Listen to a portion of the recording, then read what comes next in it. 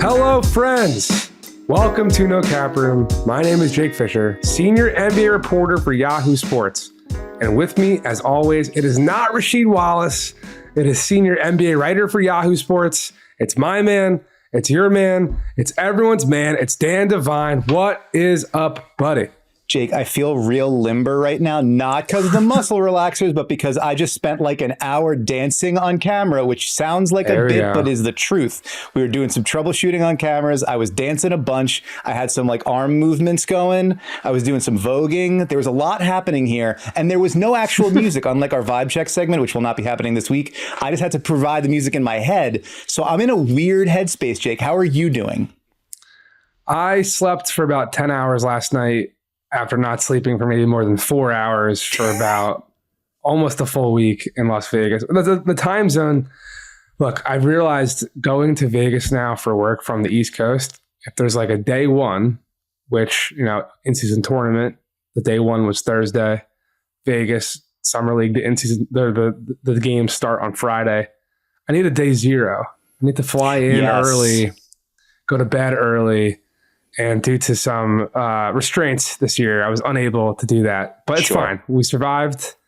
My voice sounds as it would after what I went through, but all positive things. I was going to say, you actually sound like you sound. So whatever bounce back, procedure you've been going through, I don't know if you've been hydrating, if there's some honey and lemon going on there, whatever is going on. Yeah. It seems to be bouncing back. I'm in my future in-laws home and my lady's mom's office, where I have I guess like a coaster that says, "I never realize how much I swear until I shut the fuck up." We've got a spray the away, whatever the hell this is. Let's see. When you're irritated, pissed off, annoyed, tired, peeved, frustrated, enraged with an overall bad attitude, aromatherapy. So that's not my secret sauce on how I'm getting through today's show. That sounds, I mean, if we're being frank, Jake, it sounds like something that I need more than you. It feels like it would be of more benefit on this side of the microphone usually. I think so. But also, what helped me transition out of Vegas was I had a nice long stay at the Amex Lounge where I was able to watch USA and Serbia, which is item one. Speaking of transitions, incredible work by this professional broadcaster. Which is item one of our opening segment, 5 Out, where we tackle 5 stories from around the NBA world. And there were many an NBA player on the court in Abu Dhabi yesterday, Thursday, tipping off at noon Eastern. Of all of them, Steph Curry had a game high 24 points in 21 minutes, 18 in the first half. It was so funny. Every time they cut back from commercial, the broadcast just kept showing Steph Curry highlights because he was just in the full Steph flamethrower mode. And USA now up 3-0, or they're 3-0 in their tune-up games. 2 more coming in London. They play South Sudan, Royal Ivy's South Sudan team, who, like Serbia, will also be in Group C with Team USA when the Olympics begin. And then they'll play Germany, who, of course, beat Team USA in the semifinals when I was there at the FIBA World Cup en route to gold. And that will be that. But I think just 2 things off of Steph going off that I noticed from the airport lounge on my beautiful super wide company laptop screen. Number one, they're both screen things that stood out to me. By screen, I mean pics, not my super big screen. LeBron and Steph running pick and roll with LeBron as the roll man is like Steph and Draymond on, shooting up someone with compound V. That's a Amazon Prime The Boys reference. There was only one play in the second quarter that really stands out where it was on the right wing and LeBron rolls and he just slammed a bounce pass into Embiid and he found Drew on one. Like, if that's going to end up being the pet action in crunch time or whatever for Team USA, I don't know how anyone's going to be able to stop that combination. Is basically all I'm trying to say.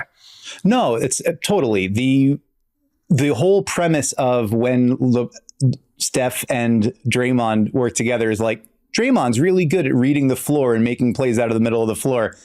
Well, you know who's pretty good at that too? It turns out it's LeBron James. The idea that you get these two guys, and the wildest thing so far in the early running of these tune-up games is the starting lineup that features LeBron James and Stephen Curry with Joel Embiid and insert two teammates here is the weaker group on Team USA's lineups because this was a close game. You noted it in the Slack when we were talking yesterday. Tie game after the first quarter, Serbia up, I think 4 minutes or so into the second quarter. They took about like a 6-point lead. Yeah. Yeah. And Steph rips off like 9 points in less than a minute. Kicks off that 4-point play where he hits the three and then gets fouled on the way down. But then once that happened, that second unit comes in and it's Anthony Davis, Bam Adebayo, Anthony Edwards, and yesterday Derek White got into the mix, and Devin Booker, who was in the starting lineup for the first couple of games, now back on the bench. Like, Bam, there's three threes. And Bam Adebayo shooting the three. Anthony Davis clamping down Nikola Jokic. It doesn't happen all that often in NBA play, but happened quite a bit in the second quarter there. I think the total run between the end of the second quarter and the first few minutes of the third quarter was 31-5 USA. And when you can go to the bench and it's that line change comes in, all that size, all that length, all that athleticism and physicality, that's the way that Team USA seems like they're going to be able to turn on the jets and run away from teams. 5 minutes of just lockdown defense that they can run off of, and being able, it's funny that mix of maybe Joel Embiid has not played as well as Anthony Davis or Bam Adebayo, but being able to throw AD and Bam at teams seems like it's a way to completely defang any offense USA is going to face. For sure. Just a quick note on Embiid. That was the other thing I was going to mention. He had one terrible flop trying to draw a foul on Jokic. Yeah, that was ugly. And he has not looked in peak conditioning, but I noticed it a bit in the Knicks series. He's become such a willing and effective screener so far out from the basket for Tyrese Maxey after I think there was some tension, let's say, in just figuring out how to iron out the pick and roll partnership with James Harden. So to see him setting these screens at like 40 feet from the basket for Steph is just like, how the hell do you get around that man that far away from the basket? That's going to be a hell of a challenge for other teams. But to item 2, to keep it moving here on 5 Out, Kyrie, it was reported earlier this week, has undergone surgery for a broken left hand. We hope he has a speedy recovery because the Dallas Mavericks certainly need someone to help alleviate Luka Doncic's pressure, and they will have plenty of pressure after going out and going and getting Klay Thompson and Najee Marshall and continuing to try to build this thing forward after a finals appearance and 2 Western Conference finals appearances in 3 years. Starting off the season, I think, with momentum will be important for that club. Yeah, Tim McMahon of ESPN reported that while the Mavericks didn't provide a timetable for Kyrie to be cleared to return to basketball activity, there's some optimism that he'll be able to get back into, be able to participate by training camp. So 2.5 months there, and that really remains to be seen. But yeah, the West has continued to rise around them. Oklahoma City, who they knocked off in the second round, only got better, adding Alex Caruso and Isaiah Hartenstein. You're going to get Memphis back in the mix. You've got Minnesota still there. Like there's going to be a ton of talent still at the top there. Starting off slow would put them behind the 8 ball and maybe make it more difficult for them to develop the kind of rhythm, chemistry, cohesion that you need when you're importing such a big piece like Klay Thompson. So, but the optimism seems to be the order of the day. So we'll see if Kyrie's able to get out there and be able to get going at the start of camp. Dallas is still going to be certainly a team to keep an eye on in that mix. Item 3 on the wing of our 5 Out opening segment, Gary Trent is joining with Milwaukee, although this should be that Damian Lillard recruits another minimum wing to the Bucks. Because, Gary Trent, I would surmise, will slide right into the Malik Beasley minimum salary, quote-unquote, two-way guy that they need to fill the shoes that Malik filled, that Grayson Allen left behind as he exited in the massive Drew Holiday, Damian Lillard 3-team trade with Phoenix. My first reaction to this was definitely about the salary cap, ramifications of this, and how Gary Trent is another wing that was making, he's one wing that was making significantly above the mid-level, expected to do that, and now ends up on a minimum in this new landscape that we will definitely talk more about, the second apron and the CBA and all that type of stuff further in the show. But I think also, just in the interest of time and making this move and keep it succinct, I think Gary Trent Jr., we haven't really seen much of him the last couple of years because he's been on this Raptors team that's been floundering and he's had his own injury stuff.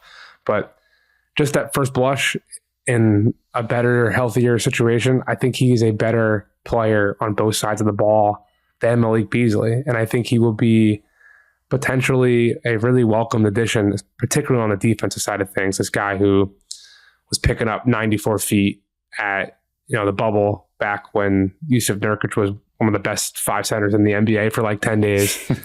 And that's probably the stuff that Dame remembers and what the Bucks are hoping he will be able to replicate on a team that needed someone like this. Is a big win for the Bucks in terms of not having so much optionality to get better. The fact that the Bucks walked into the postseason with really out of gas, Giannis was hurt, Dame got hurt in the first round. They did not. It was the appropriate whimper of an exit for a season that was underwhelming and not at all what everyone anticipated. That they go in and say, well, we kind of got to figure out what to do with this Patrick Beverley, Jay Crowder, Malik Beasley group, and to cycle those guys out into Gary Trent, DeLon Wright, and Taurean Prince, all at the minimum. You get younger, you get bigger, you get more athletic and more versatile, and you get either probably better. Roughly equivalent shooting or better shooting. And you're surrounding Dame and Giannis with more shooting.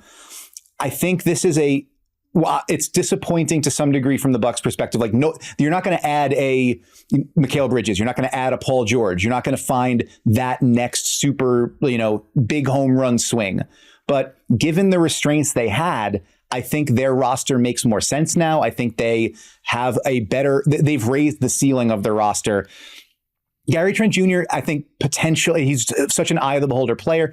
Listen to Raptors fans, talk to people who covered the Raptors last season. I think they come away feeling kind of cold about whether he was ever at the potential that he could have reached. And some of that's surrounding context. Some of that is he was a consistent event creator on defense, getting steals, getting deflections, being a disruptive, gambler and really handsy, but locking into scheme, being a help side defender, being a disruptor on the ball, that wasn't always what he was able to do. So if he's able to play that kind of role, if Doc Rivers is able to get him to play equivalent quality of defense, but not gambling, that could be a huge win, because 25-year-old shooters at this volume and that accuracy who can also help you defensively are super duper rare. I think if Gary Trent Jr. really was consistently at that level, he probably wouldn't have been available for the minimum. But as you say, he's one of those guys that slips between the cracks a little bit, where in a different set of circumstances, he might have been a mid-level exception kind of guy. As teams keep holding on to those, knowing that you can use that as a trade exception heading into the season, he becomes somebody who starts scrounging around a little bit for a deal. Our boy Blake Murphy at Sportsnet had reported that there were multiple offers for Gary Trent at the tax pyramid level, $5.2 million. He passed on those to take the minimum to go to Milwaukee because of the relationship with Dame and the opportunity to play on a winner. So he could, if he has a big season, he goes back into the market next year, maybe finds a friendlier, longer term deal. But in the short term, that becomes a big win for Milwaukee, who needs to get whatever firepower and athleticism and bolstering it can to keep up with the other teams at the top of the East. Denver needs more firepower in their backup point guard slot, which they have left available and open ever since sending those 3 second-round picks to Charlotte during the draft to move off of Reggie Jackson's $5.2 million salary. Of course, we know that they have interest in Russell Westbrook. Nikola Jokic has interest in Russell Westbrook.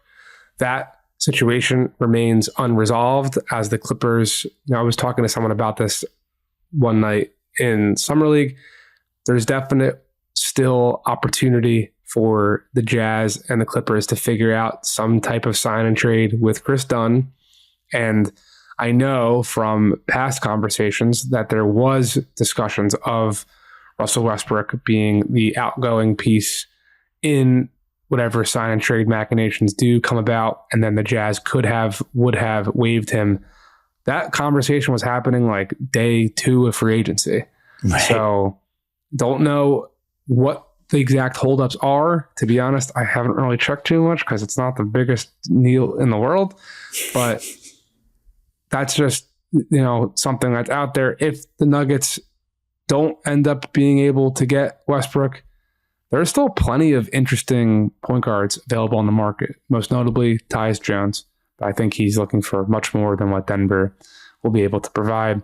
And you've got some interesting potential minimum guys like Spencer Dinwiddie, Dennis Smith Jr. I mean, Markelle Fultz is still out there. Mm-hmm. So I'm not saying that I know of any potential connections there between those guys and Denver. I'm just saying the backup point guard market still seems to be quite rich in terms of optionality.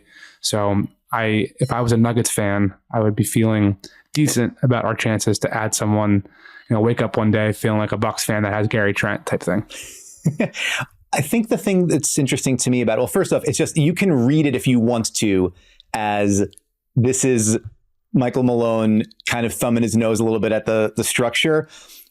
Asked during the Summer League interview, what are the hosts on the roster? He right away says someone to play behind Jamal Murray. Calvin Booth's all over it.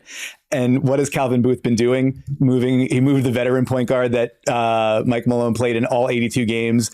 Since left the only other point guard on the roster being Jalen Pickett, who he drafted last year, as that kind of continual.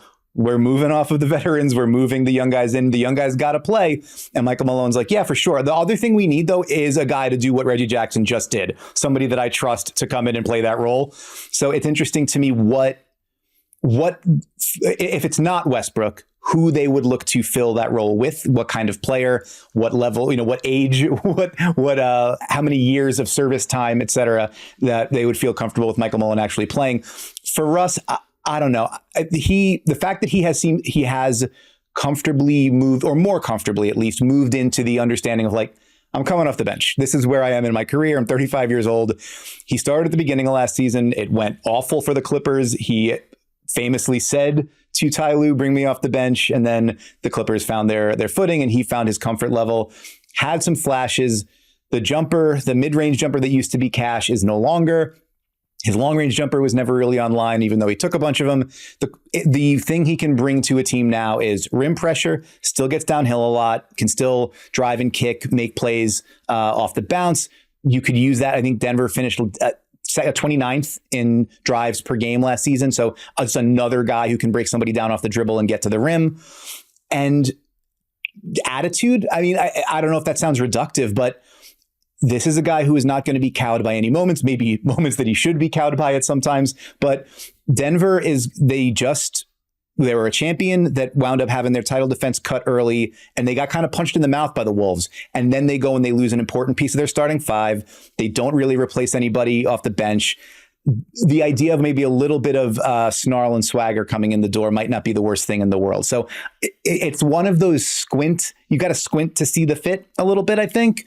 But I don't know if there's a dramatically better option at the price point that they're going to be able to get in the door. So it feels weird, the imagination of Russell Westbrook's going to be in Denver, but maybe, I don't know, stranger things have happened. All right. Last item of 5 out. We're going to try to keep this as brief as possible, but Knicks owner James Dolan is big mad.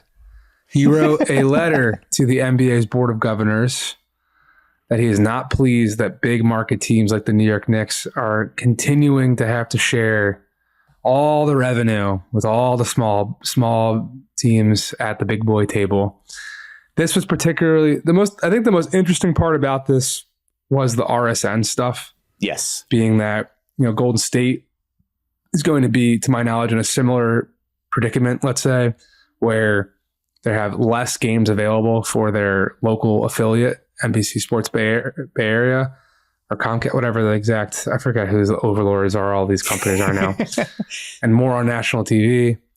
Like the big teams, the Lakers, the Warriors, the Knicks get these massive local deals, which is such a contrast to like, I think for an NBA perfect world, I think for like you and I perfect world and fans at home perfect world, with the influx of Amazon and whatever, like there would be an app or there'd be Amazon Prime or Apple TV where all the games are on it and you wouldn't need these guys anymore. But long-standing history of all that type of stuff, especially when you're a team like the Knicks who can generate, I don't know the exact numbers, but those teams can make well over $10 million a year annually in their broadcast rights, where certain smaller teams are only at like a couple million.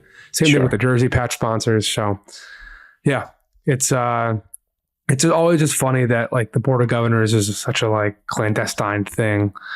And it's just funny when an angry detail bubbles to the surface and gets obtained, leaked to certain people. I think you're right. I mean, though, there's the interesting component too, where James Dolan is just mad that the league is going to take home a bigger slice of the revenues, like whatever it was. It's going from like 0.5% of something to 8% of it. And like, why is the league office taking home more of this money? But you're right. I mean, the big thing, obviously, James Dolan, as you mentioned, like MSG Networks is under the Knicks umbrella as a team that owns its own network. That's you're taking money out of my pocket by trying to move to a more centralized model. I think the interesting thing to this, to me in this, and I'm the furthest thing from an expert on, the broadcast model and how this all works. But a lot of this is stuff that was coming up last year, in the last year and a half, 2 years in Major League Baseball, right? And our former colleague Hannah Kaiser had written about this a couple of years ago, a couple times last year, about the bankruptcy of Diamond Sports Group, the Bally Sports Networks, all the local teams that had their local, all the MLB teams that had their local deals with them, and Major League Baseball being like, well, our goal is to make it so that we are centralizing all this.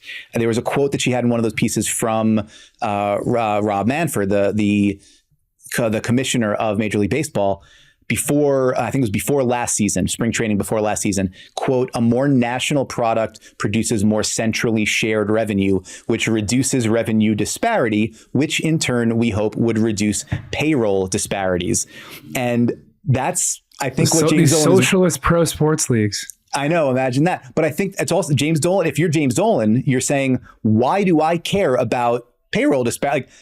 Like, I want to have the opportunity to make more money with my local deal, and also spend more if I want to spend more to win. Now that runs contra to the new CBA environment that's cracking down on Steve Ballmer and is cracking down on the Warriors and whatever else. But I think what we're seeing is it's a disruption of the way that business has been done over the course of years. It's that hit one sport in a major way first. It's hitting this one now more. We're seeing more teams go to like free over the air TV. Like I think the Suns did it. The Bucks have done some of it. The Jazz, there's more teams, especially the ones that had those Bally deals. This stuff is not going away. And so James Dolan, smacking the table and saying, you are taking money out of the pockets of those of us whose model does work and has worked, I think this might be the start of something as opposed to the end of something. Yeah, which is really interesting because Adam Silver at his press conference post Board of Governors meeting on Tuesday in Las Vegas, he gets inevitably asked about the concept of expansion. And while he did say, of course, that the league is going to continue to consider that and blah, blah, blah, this was the first time I've heard him in the last little stretch talk about, he put some type of doubt and some type of shadow on the concept because of this. He said, when you bring in new partners, you're diluting those payments, of course, to teams. Sometimes it seems as if we're printing money when we expand. Actually, it's no different than selling equity in any business. And that to me, end quote, that to me was something I've never heard him suggest before. I still think that they are going to be looking at expansion very seriously. I think the talent level, because that's something he mentioned further, like you don't want to dilute the talent either. Like we've got so many good teams. I don't think that's going to be an issue, especially as we have a potentially loaded draft class coming around the corner as well. But yeah, maybe there won't be, if these top tier owners right now are already, shaking their fists at losing a couple shekels. Like, I can only imagine how much that will hurt the wallets when you're turning a 30 team pie into a 32 team pie and everyone gets less of this new $74 billion deal that they just negotiated. So that I thought was pretty noteworthy, that he showed some type of reticence to that, where in the past he kind of was like, this has kind of been like an open secret. There are people in the league who are like moving to Las Vegas because it's centrally located for a number of things, but also like, hey, it might not be bad if I'm already in the market of where the new team might be. Yeah. So before we take a quick break here, we just thought it'd be fun to play a quick little game, expansion game. Dan and I, we know Vegas, we know Seattle, but let's just hypothetically say that those two situations don't work out. Dan and I came up with two silly responses for a location, a mascot name, and a local celebrity who will be part of the minority ownership group. So Dan, would you like to go first, or would you like me to regale my tales of expansion thoughts? I want to hear yours first. Okay, I didn't want Dan to know mine. So that's why I want to hear yours first. I did all my homework in the rundown. It's not that ridiculous. Jake acted like he was like leaving breadcrumbs and clues. I'm like, brother, I am not solving your riddle. Just tell me the fucking thing on the show. So we have to put a lockbox for a spare key for our apartment in case like we get locked out, we have someone coming and we're not there. Right. We used to be able to keep it on the front doorstep. Like then the condo president got pissed off at lockboxes for whatever reason, thought they were unsightly, threatened to cut them down. So we had to move it like 5 houses to the right, 5 buildings to the right on our street. And now I have a riddle version of my phone that I can send people if they'd like to solve the riddle, or I just give them the straight directions. So I just figured I would make that little tangent there. Definitely what we were looking for in terms of making this game as quick as possible. So you said riddle. Quick. All right. I love Charleston, South Carolina. Got beaches. They've got sports. And very, very haunted town. The Charleston Ghosts are coming to spook the NBA with Danny McBride as the local minority owner. That's very good. I love the idea of getting Danny McBride involved in any capacity. I also, there will be a little bit of connectivity between the Ghosts and my idea. I also want to take issue with you calling this a silly little exercise. I did some real research, Jake. I dug deep into the media market data. There is a top 30 media market and a top 10 television market area not represented in NBA ownership right now. Pittsburgh, Pennsylvania. It has bounced back from deindustrialization. I thought of Pittsburgh. I thought of Pittsburgh. Yeah. Oh, well, one of us thought of it and one of us did it. All right. Tech money there, healthcare money there, education money there. Here's my pitch. One of 2 team names. All right. Going with your ghost idea, the Pittsburgh Zombies. There's where George Romero's from. All the Night of the Living Dead, Dawn of the Dead can lean into the horror component of that. Or the very other end of the spectrum, the Pittsburgh Neighbors. Because you know who else was there? Mr. Rogers. That's right. Mr. Rogers, Fred Rogers, and his neighborhood from Pittsburgh, Pennsylvania. He's obviously no longer with us, so you can't get him to be the minority owner. Let's go with Wiz Khalifa. Famed rap star, maybe celebrated author Michael Chabon, or Chabon, I'm not sure how to say his name, Chabon. And just as somebody to have around, Tunde Adebimpe, the singer from TV on the Radio, also from Pittsburgh. So that could be some celebrities that we've got in the mix there. The main reason I'm doing this, though, my friend Kristen, who is a listener to No Cap Room, shouts out to Kristen. She lives in Pittsburgh. She works for Fred Rogers Productions. She's a co-executive producer on their show, Don Quixote. And I want to be able to hook her up with tickets. Don Quixote. I swear to God, dude, if you any listeners out here, if you have small children, that is fantastic. Don Quixote, yellow donkey, purple mohawk, lives in a somewhere else, I think is the name of the place from Fred Rogers. There's a whole bunch of Fred Rogers characters in there. It's a wonderful time. Children's programming, you got to love it. Kristen works as a co-executive producer on it. I just want to hook her up with some season tickets. So we're going to set up a team in Pittsburgh, and we're going to get Kristen out there, and she's going to hang out with, I guess, the guy from TV on the Radio. That's my pitch. We're going to hook up Kristen with season tickets, and we're going to hook up our listeners with a second half of this episode when we come back from an ad break and pay some bills. Thank you. Stay with us. Welcome back to No Cap Room. My name is Dan Devine, and I'm talking now because Jake isn't, because Jake was in Las Vegas, and I'm here to set him up. He wasn't there to watch Bronny James play, although he certainly could do that. That was available to him. I did watch. I'm sure he did. Listen, I'm not sitting here trying to disparage Jake's ball watching or ball knowing. All I'm trying to say is that Jake was there for the conversations. The whole NBA, except for me, goes to Las Vegas, and he was out there trying to talk to coaches and front office members, people who were just looking for an insider to speak to late in the evening in Las Vegas. And who better to do it with than Jake Fischer, the People's Insider? So I'm going to need you to tell me what you learned out there, Jake. Let's open up the People's Notebook. The People's Notebook is full of a lot of disappointed agents and team executives with the new CBA ramifications. Yeah. The first thing, though, on Friday, the news broke of Jalen Brunson's extension that we discussed on last Thursday's episode of No Cap Room. Yeah, you were ahead of the game on that one. It seemed like something that was coming down the pipeline for a little while. Yeah. And a lot of people are making jokes about, Rick Brunson's about to become the most expensive, highest paid assistant coach in the league. Jokes, of course. Jokes. But one thing I wanted to say is that in talking to one particular person, when I was framing and phrasing it as Jalen took a pay cut, this one person suggested to me, well, look, he's in a very similar situation right now to where Isaiah Thomas was in Boston after his MVP vote finish.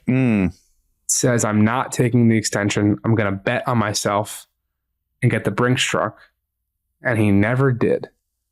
So locking in $156 million right now ain't exactly the most altruistic thing we've seen around these parts. Sure. And also, Brunson's in a far different circumstance than Isaiah Thomas was in Boston, being that he is not 5'2", but also that he has deep connections that we have discussed on the show and written in depth at Yahoo Sports about not just the Villanova teammates, but with front office structure with Leon Rose and the close connections with Rick Brunson and his family and whatnot. So I'm not saying that he could, if he had a hip injury that he didn't get surgery for to play during the playoffs, that the Knicks are just going to turn around and trade into Cleveland for Kyrie Irving. But I just think I thought that was an interesting comparison that someone told me. So I don't know. I mean, aside from that, yeah, like hang on, we're going to knock real loud on wood right here. Do it. Did you hear that on the mics? Yeah. Hope so. If I had salt, I'd be throwing it over my shoulder, whatever. Yeah. No further injuries, please. Jalen Brunson ending one season with a broken hand was plenty. That's no more of that. Thanks. Yeah. I mean, aside from that, look, like as we talked about with the Denver stuff, like there's still some dominoes to fall. There's still, the Brandon Ingram potential trade opportunity, the Larry Markkinen potential trade opportunity. None of that stuff seems particularly close. I do expect Utah to kind of take that all the way up to the August 6th, like we've been talking about here. The Pelicans and Brandon Ingram both don't have any necessary incentive to rush this thing forward if, depending on how things go, what have you, which, I mean, kind of set the stage for most people and most conversations I had to drift into this new CBA. So I want to zero it in, though, particularly on Adam Silver, because I was very curious to ask him about what he was hearing from teams in advance of this offseason back at the finals. But shout out to PR czar of the league, Tim Frank, who did not give me an opportunity to ask it. But shout out now Mo Coyle, who gave me the opportunity to ask it this week. There you go. And we wrote all about it at Yahoo Sports about how this is what the league wants, to what we were saying with the revenue sharing stuff with Dolan. They want the Clippers to have to make hard decisions. They want the Denver Nuggets to have to make hard decisions. They want all 30 teams in a bright-eyed and bushy-tailed, Adam Silver thinking way to have a chance to win the title every year, which is not going to be the case anytime soon. but maybe it is 10 years from now. I don't know. We've got 6 different titles or 6 different champions in 6 different years. I think the most interesting thing that Adam Silver said, though, that I wanted to discuss in this space, because it was something we've talked about previously.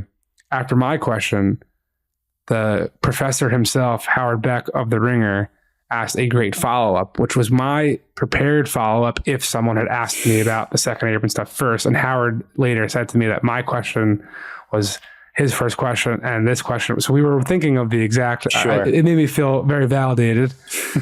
Howard asked him about the difficulties of certain fans not being able to follow certain rules of all this shit, because and it's not for nothing. Some media members too. Like we're all learning this stuff kind of as we go along, and it's not like supernatural. So we just talked about ghosts and zombies. It is not completely natural. We are learning as we go. Yeah. Well, look, do you play Catan? Do you settle the land of Catan? I have played it, but I wouldn't say that I'm like into it. It's the best best analogy I have found for Settlers this. of Catan, the resource management game. Correct. All right. Something that I played aplenty in college that has ended several friendships that I witnessed, not just for me, but the competitive nerd juices that are flowing out there. And one analogy I will say is there's a building card that the game supplies for every player. How many resources you need to build a road, a settlement, a city, to get a development card. Some people don't play by looking at that. Mm-hmm. Other people do. And as someone who was tasked with writing what's the new second apron explainer, I still have to go back and look at the article I wrote to fact check it. It's not easy. So I understand why some people who don't do this for a living, especially people who do, could find these harder rules interesting, because there's fun little, nooks and crannies of this. To me, in Catan, when you settle on a port, which is on the board, it's the exact same thing. You think of a port that collects goods and stuff. A place you could park a boat coming in off the water. Exactly. So with your greater access to the resources, it allows you to trade only 2 of one resource for 1, which the standard game allows you to trade 4 into the bank for 1. And there's a little fun skill there where if you have a lot of cards in one hand to play, you can settle on the port and then use that port immediately to continue the rest of your hand. Similar to how Golden State is able to get under the first apron, use the full mid-level to sign DeAnthony Melton and make other moves that allow you to go that have you go back over the first apron kind of thing. So if you like that stuff, great. But to Howard Beck's question and to our question, can you guess what my thought and my follow-up is just how many people who watch the NBA and follow the NBA follow it so that they can be playing Settlers of Catan all the time? Exactly. So Howard asks, are you concerned that fans might not be able to follow this with their calculators? Adam says, I would certainly say yes. Always try to find that balance that we want a system both that substantively,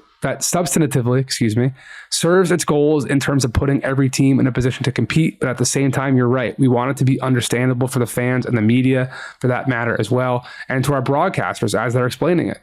Because quick pause. I could see some Tuesday night TNT broadcast completely botching why Golden State couldn't keep Klay Thompson and what have you, and blah, blah, blah. Again, it's early deals in this deal. Silver continued. Early days in this deal. Man, I can't even read. The whole notion of a second apron, ultimately by definition, it gets fairly complicated. Sometimes simple rules, while we'd all like to deal with that, the nuances, life is complicated and the systems become inherently more complicated. But we're paying a lot of attention to it and we'll see. I think in the first instance, there's still a learning curve for our teams.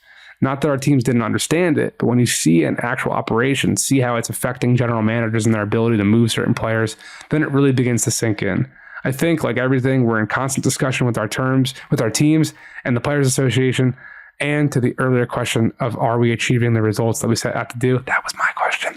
So the other thing Howard followed up and asked Adam about afterwards, Silver said that there's going to be some type of quote unquote salary cap manager that they're going to put in the NBA app to like help the literacy of the fans. But I think the most important thing too to mention through all this is the very end of the quote. You know, we're always in discussion with the Players Association. If they want to, the league and the union at a certain point in time, I've been told, could decide to change all this shit tomorrow. I'm not saying they are. But after we get to the trade deadline, and that is something that I wrote about yesterday as well, and thinking that, you know, I heard from so many player agents that like, you don't want to get to free agency anymore. There used to be a thought of like, oh, well, we could take a discount, shorter deal, and we'll get right back out there on the open market and get more. That didn't work for Gary Trent. It didn't work for Caleb Martin. It didn't work for Buddy Hield. It didn't work for keep going down the list of guys who are still available. It's not going to work for Tyus Jones, you know, what have you. Agents now want to get their guys traded first to a situation that they have some type of knowledge, are looking to reward said player with an extension. You want to circumvent free agency altogether now. So I do wonder if we get to a point 2-3 years down the road that there are more conversations to kind of alleviate some of these pressures and whatnot.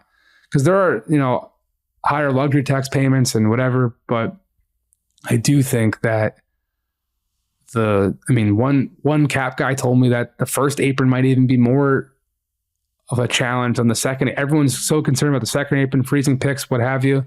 The fact that now, if you are a tax team, you can't take back any more than $1. You can't take $1. It has to be 100%. You can't take more than 100% of the salary that you're sending out. Yeah, it's got to match dollar for dollar. Whatever you're sending out, that's the only amount you can take back. You can't go over that at all. In certain circumstances in the past, you were able to go up to 125%. So like if you want to trade a $17 million player for someone who made 18.7 roughly, like you were fine. That. Now you can't. And if you can't aggregate salaries together to make that match, like it's going to be really interesting to see. Like this was the first case study of free agency. I'm very curious to see it from December to February. I'm curious now if we'll see more teams. This is something I spitball with a couple people. I'm curious if we'll see more activity at the December 15th window, where maybe some teams will be doing more things to get their own version of the quote unquote human trade exception that, you know, Philly signed that contract with KJ Martin to get him at $8 million and Josh Okogie at $8 million. Detroit kind of did the same by waiving Paul Reed. He's a trade chip now. Like, I do wonder if teams will be trying to get like that type of movable deal in the door early to potentially still retrade that guy. And I'll just be curious to see what ultimately comes from all this stuff, from a potential opportunity to like renegotiate moving forward. Because right now, there's plenty of people who do not like this. Yeah, and just to clarify, when you say human trade exception, that's like, you know, Rashawn Holmes, they decline his deal, but then re-sign him for 2 years at whatever, 24 or something like that. And then the second year, the deal is partially guaranteed. Or like the Josh Okogie deal on the market, he probably wouldn't have gotten $8 million someplace, but now that provides an $8 million tradable salary for the Suns to use. Same deal with KJ Martin in Philly. Like, it's a way to maximize your potential trade return for a team that otherwise is like strapped up against the cap. So, which is, I mean, that's good for those guys that wind up getting a significant financial windfall. But is that, you know, letter of the law, spirit of the law, what you were looking to achieve with some of these systems? I think that the unintended consequences of this always come out down the line. We see, you know, the system was changed intending to do X, and then teams and agents and whoever else figure out how to do Y and Z, right? And that's the way that all systems, I mean, you give people rules to a game, they're going to figure out how to how to maximize what they can do within those rules. I think the interesting thing to me from the fan perspective is, you just mentioned, is December 15th, which is the date where free agency contracts signed in free agency, a lot of them can first become movable. Like a guy you signed in July, could you now trade him? Like, that's the earliest date that those things can happen. If that becomes a bigger source of activity or a locus of activity, does that detract interest around the trade deadline because more of the moves already happened? And then people wind up going like, trade deadline was kind of a bust. Or if more deals are happening because you allowed teams to negotiate with their outgoing players at the end of the finals, does June 30th and July 1st become kind of a bust? And if you make more deals happen in, August or heading into a training camp in September, does that make, these things that have been tent poles that fans have gotten excited about and focused all their attention and interest on, if you defray those by moving them further out and into different places, does it wind up sapping some of the interest or the excitement out of what you've set up over the years? So I don't know. I think it's interesting I can understand the general idea of in the vein of making this make the most money for as many people as possible and slicing up this larger and larger pie that the NBA has because there's more revenue coming in. We're implementing more and more arcane rules for it to try to make the gameplay more manageable in whatever way. And just, I don't think that's what people are here for. I don't think, and I think the further away you make it get from what somebody is like, I like watching the team play and I want to find out how we get better guys on the team I like, I think you run the risk of alienating a large amount of your fan base. The thing that I kept thinking about as you're using Catan as a metaphor, a completely reasonable metaphor, and as you're talking about, there's a reason why I use that one. Yeah. And as you're talking about, Adam's response to these questions, like it's the Kevin Durant tweet, and not that Kevin Durant tweet or that Kevin Durant tweet or that Kevin Durant tweet, but the one where he said, who the fuck want to look at graphs in the hoop conversation? And obviously that was about a different thing. But I think the more this becomes about how you understand aprons, the further it gets away from that. And I wonder if that's something that eventually the NBA will come to rue, but maybe they'll be ruing it while counting Scrooge McDuck vaults worth of money, so they won't matter too much. Yeah. Is Scrooge McDuck vaults too washed a reference? Is that too old timey and washed up a reference? Should I go with something different? I got it. And you're young 30. And cool, so now I'm 30. 30. I had some people saying, "Oh yeah, you're like 24, right?" I was like, "Excuse me, I'm 30 now." And they're like, "Oh wow." The one counterpoint to everything you just said and everything we've been complaining about is that, if anything, the NFL salary cap and like how the trade commodity valuations work, no one gives a fuck about or knows anything about. I, as a diehard Eagles fan, don't know how these weird, we can super load a signing bonus to lower the cap hit and the third round pick. Yeah. Linebacker is all of a sudden our best player, but we just trade a amazing wide receiver for a 7th round, and it's still popular. Probably has something more to be said. I mean, the NBA doesn't have hitting, and or like that, not that kind of hitting. And the NBA has 66 more games in a year, where all the games mean a lot less. And when the 6 month or the 6 month regular caveats season, aside, I understand chasing the NFL, but you can't make an apple into an orange, no matter how much money the orange makes. I don't know. It's like, but you can make apple juice if you're looking at the orange making all this orange juice and everyone's liking drinking it. Yeah, if you squeeze the life out of it. Let's finish things up with just a quick check back on our guys we were excited to watch at Summer League. I'm going to start because mine's quicker, because Zach Edey has not played a game in Las Vegas. Much to, I don't want to say the delight, because Kristen Peak told me as much as she has hated on Zach Edey, she is rooting for his success. She wants him to prove him wrong. But this has proved one part of her analysis correct so far, in that she was worried about how his body would be holding up at this type of speed and this type of physicality that happens at the NBA level. And this is not even the NBA level yet. And after an ankle sprain, he's been out for 4 straight games now. So that was a bummer. I wanted to see the Jolly Giant out there setting screens. Anthony Black, my boy with the Orlando Magic, my Magic, a pretty, I'd say, mediocre showing. I only watched one half of him in person, and I had to leave because I was disappointed and sad. And then I found out from someone else that he played much, much better in the second half. But total finishes after 2 games with 12.5 points per game, shooting 50% from the field. Only 1 of 4 from 3 total, which was probably the thing we wanted to see most out of him. Numbers, you got to get those numbers up. Yeah. 4.5 assists. So I still believe in you, Anthony Black, but I wanted more. Dan, what'd you see from your guys? Well, first off, I just want to say the Grizzlies continue to maintain that Edey's ankle soreness is a minor thing. So hopefully this is just abundance of caution. And allegedly he can still come back at some point and play in Vegas. So hopefully this is just abundance of caution from a team that saw every single player on the roster, lose a limb last year. So hopefully that's it. My guys, Rokas Jokubaitis with the Knicks, the point guard, played all right. He's, I think, about 9 points, 3 assists in 16 and a half minutes a game.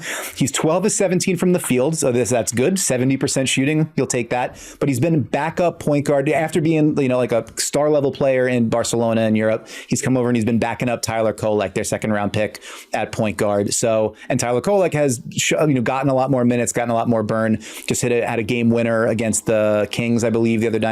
So Rokas, it's like, is it happening or is it not happening? He talked with Stephen Bondy of the New York Post, who had reported that there's been no word from the Knicks, good or bad, about their appetite for signing Jokubaitis to an NBA contract.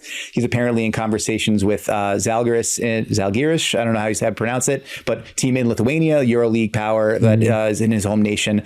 So it's TBD as far as whether he comes over and stays here, but has not acquitted himself poorly, just hasn't burst clear. Yeah, let me just say, when we talked about him last time, I said, the Knicks, they had clear emphasis on wanting to find another backup point guard because they're looking at Deuce McBride as more of a combo guard. I completely forgot to mention in there that they sent 3 future second-round picks to trade in to go specifically target Tyler Kolek and have very high hopes for Tyler Kolek. Yeah. And he has arguably been the most impressive player in all Summer League with how he just plays at his own pace, man. And he keeps his dribble active, and he's always got a passing lane that he's keeping in the back of his mind or in the corner of his eye.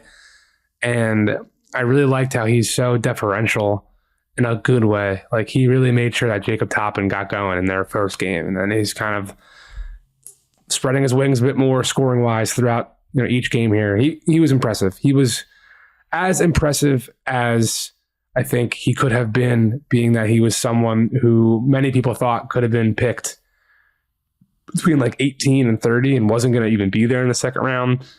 And he's proven right now that he probably should have gone in that range. At least it's early, but at least at this juncture. Yeah, the table setting, I think everybody expected to be there. You're looking for a little more aggressiveness in terms of shot creation, just because you got to have that to be a contributing point guard at the NBA level. More aggressiveness, more scoring, more attack in the last couple of games. So it's what you like to see. The Knicks also, since we had that conversation, signed Campaign on the minimum. So they're more backup ball handlers there. Although Campaign might just be sort of a vibes guy looking to dance on the bench and celebrate with Mikal Bridges. So the handshakes that Campaign is going to come up with all the Villanova boys is going to be a sight to behold. Also a sight to behold, professional segue, professional broadcasting. Brandon Miller in his one game against those New York Knicks in Summer League. I had said all I'm looking for Brandon Miller is come out and look really, really good and prove to everybody that you don't need to play here more.